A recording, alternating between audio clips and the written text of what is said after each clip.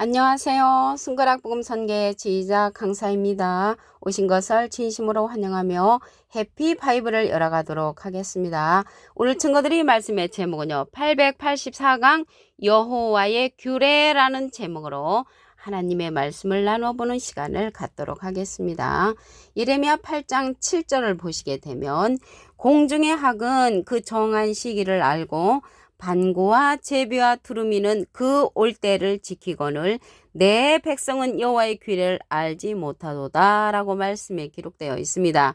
오늘 말씀의 제목이 여호와의 규례인데 이 규례는 쉽게 말씀드리면 하나님의 말씀입니다. 우리 성도들이 하나님의 말씀을 지켜야 할 하나님의 말씀의 규례라는 것을 말씀을 드리고요.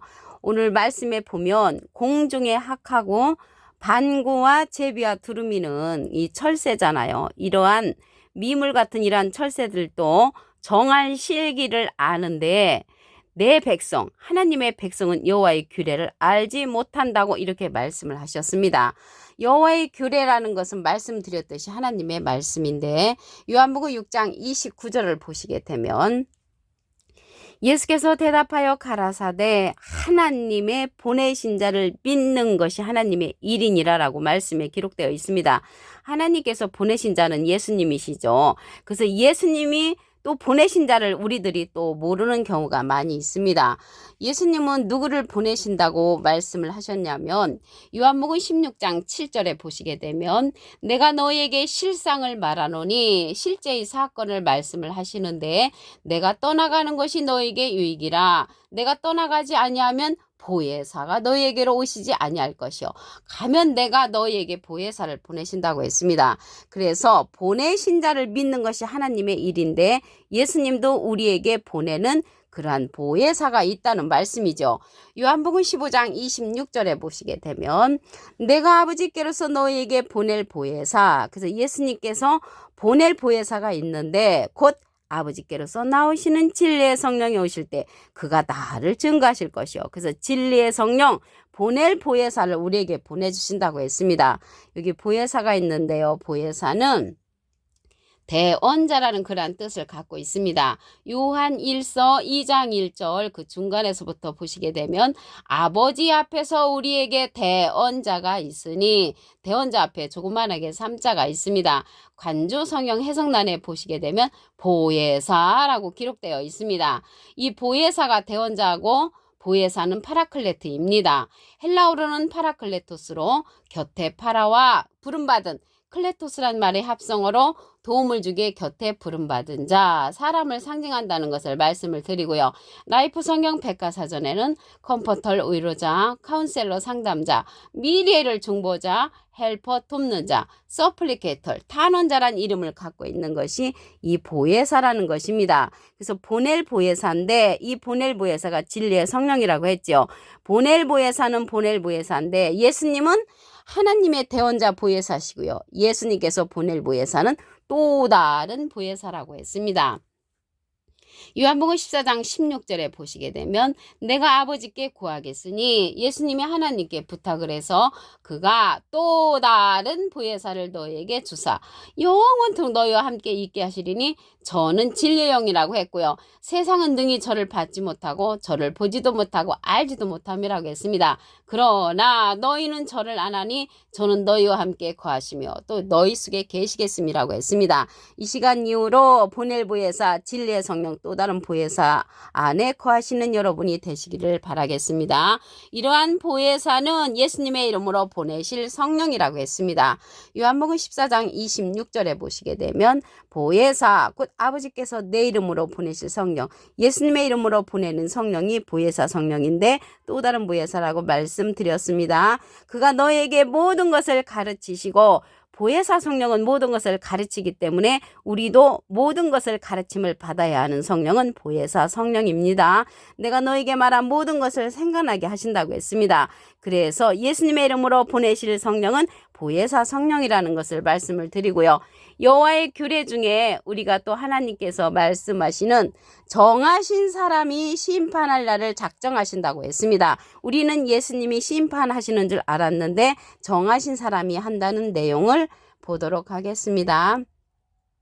사도행전 17장 31절을 보시게 되면 이는 정하신 사람으로 하여금 공의로 심판할 날을 작정하시고, 그 심판할 날을 작정하셨는데 정하신 사람으로 천하를 공의로 심판할 날을 작정하셨단 말이죠.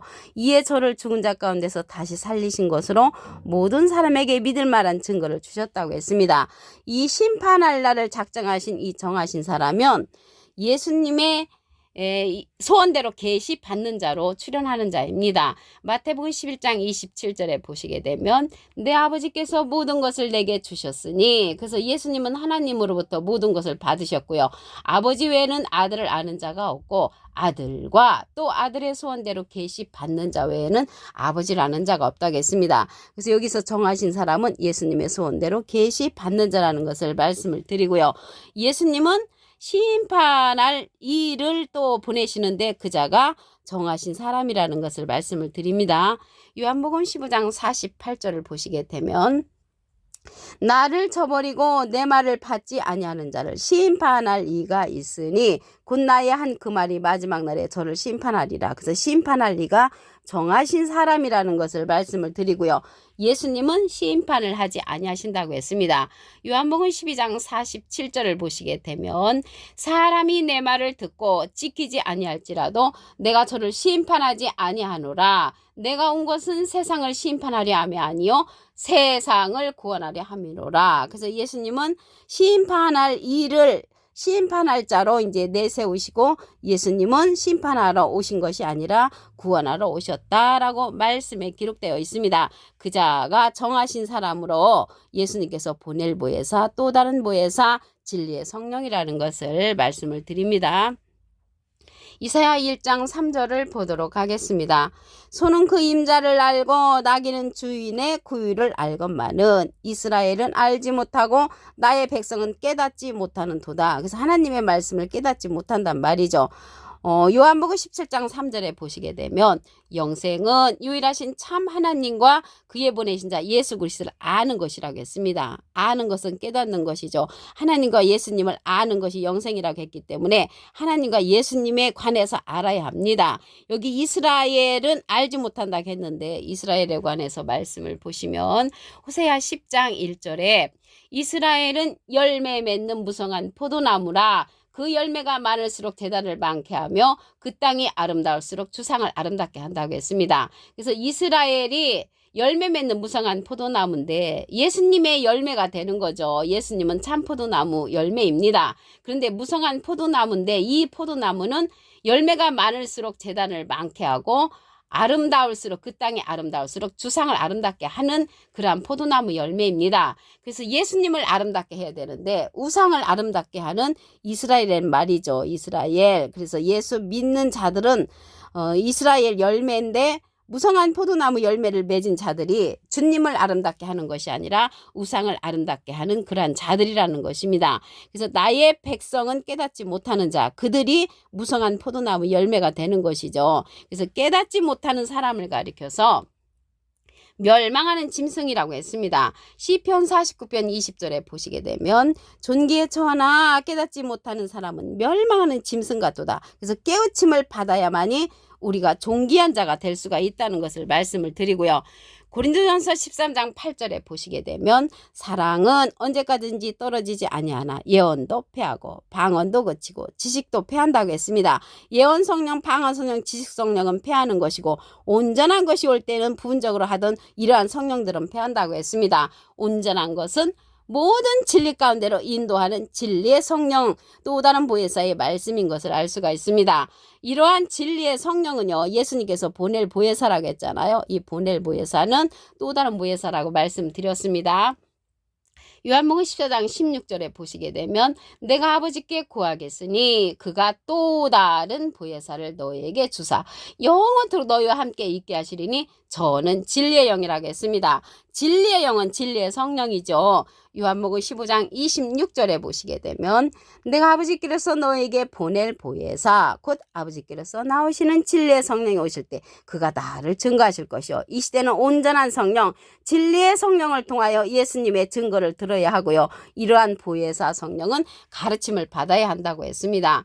요한복음 14장 26절에 보시게 되면 보혜사 곧 아버지께서 내 이름으로 보내실 성령 그가 너희에게 모든 것을 가르치시고 내가 너희에게 말한 모든 것을 생각나게 한다고 했습니다. 이 보혜사 성령이 보내실 성령 예수님의 이름으로 보내는 그러한 성령인데 모든 것을 가르침을 한다고 했기 때문에 이 보혜사 성령은 모든 것을 가르침을 받아야 하고요. 이 보혜사 성령은 진리의 성령이라고 말씀드렸습니다. 이 진리의 성령은 모든 진리 가운데로 인도한다고 했습니다. 요한복음 16장 13절을 보시게 되면 진리의 성령이 오시면 그가 너희를 모든 진리 가운데로 인도하시리니 그가 자유로 말하지 않고 오직 듣는 것을 말하시며 장래를 우리에게 알려준다고 했습니다. 그래서 여호와의 규례 앞으로 되어질 일들을 알려주는 그러한 성령은 진리의 성령 또 다른 보혜사의 말씀이라는 것을 말씀을 드리고요.